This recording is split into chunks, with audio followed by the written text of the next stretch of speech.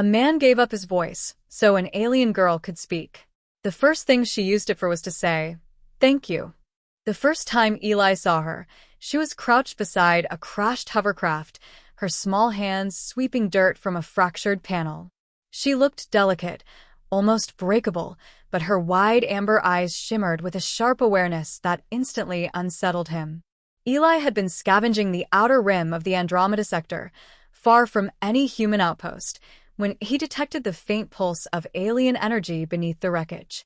"Hey," he called softly, stepping closer. No answer. The girl's gaze flicked toward him for an instant, but her lips never moved. He tried again. "Are you hurt?" Her eyes widened in alarm, and she pulled a metallic object tightly against her chest. Time froze. She was clearly terrified, but more than that, Eli realized, she couldn't speak. He crouched slowly, making no sudden movements. "It's okay," he whispered, voice calm. "I won't hurt you." After a long, hesitant pause, she tilted her head and extended her hand. Resting in her palm was a faintly glowing crystal, pulsing with weak violet light. Eli recognized it instantly, a communicator core, the kind used by alien envoys to bridge language barriers between species. But the core was unstable, its energy fractured from the crash. Trying to use it could destroy it completely. Yet the desperation in her eyes left him no choice. "I'll help you," he said quietly. "But you'll need to trust me." She didn't answer, but she didn't resist either. Eli carried her to his shuttle, weaving through the jagged asteroid fields with the precision of years spent scavenging the outer systems. She held the crystal tightly the entire way, trembling slightly, though her gaze never left him. Inside the cramped vessel, Eli built a makeshift interface. He studied the crystal carefully, trying to steady its energy flow. "It's badly damaged," he muttered. "You need a voice, but I can't just fix this. I could share mine." The girl looked puzzled, her head tilting. "Your kind," Eli explained slowly, "can absorb human vocal energy. If I give you mine, you'll be able to talk.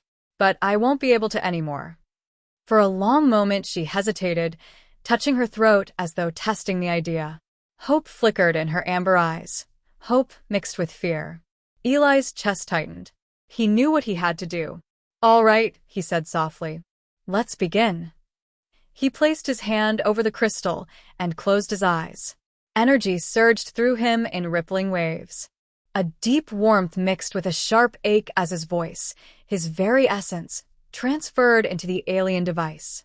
The shuttle shuddered, lights flickering, until the crystal blazed bright violet. When Eli opened his mouth, silence met him. His voice was gone forever. But the girl's chest now glowed faintly, illuminated by the same light. She trembled, then spoke in a fragile, foreign-accented human tone. I can talk." Her words were uneven, yet clear. She looked up at Eli, eyes wide with wonder and gratitude. "Thank you." Eli couldn't respond, but his chest ached with emotion. The simple words struck harder than any sound ever could. From that moment, she wasn't just an alien. She was something between two worlds. Over the following days, they traveled together through the drifting debris fields. Eli guided her hands as she repaired the damaged hovercraft, teaching her gestures and rhythms of speech. Every time she spoke, it was his voice, and yet it was hers. The first time she laughed, he felt a bittersweet ache, part loss, part joy. He couldn't say it aloud, but her expression said everything. One night, after steering through a dense asteroid cluster, she approached him. "I know you can't answer," she said softly, "but I want you to know I'll never forget." Her small hand brushed his arm, and warmth spread through him, something far beyond the recycled air. He tried to think the words, "You don't have to," but she smiled faintly. "I feel it," she whispered. By the time they reached the nearest human colony, she spoke fluently, his voice smooth, confident.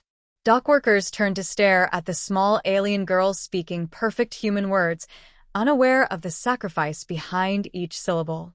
Eli followed in silence, his heart heavy yet full. When officials asked him questions, he could only point to her. She looked back at him and whispered, "It's okay." You gave me this gift. I'll use it well. Weeks later, she stood before the council, recounting her survival and the human who had saved her. She began with the same words that had started everything. Thank you, she said, scanning the crowd until her eyes found Eli. Not just for saving me, but for giving me a voice in this universe. Eli smiled, silent but proud. His words were gone, but their meaning had never been louder. In a universe scattered with endless stars and infinite distances, the bond between two unlikely souls spoke louder than any human voice could. For the first time in weeks, Eli felt truly heard. Her borrowed voice had become her own, an instrument of life and hope. And the phrase she spoke, "Thank you," echoed across the stars, louder than any sound he could ever make.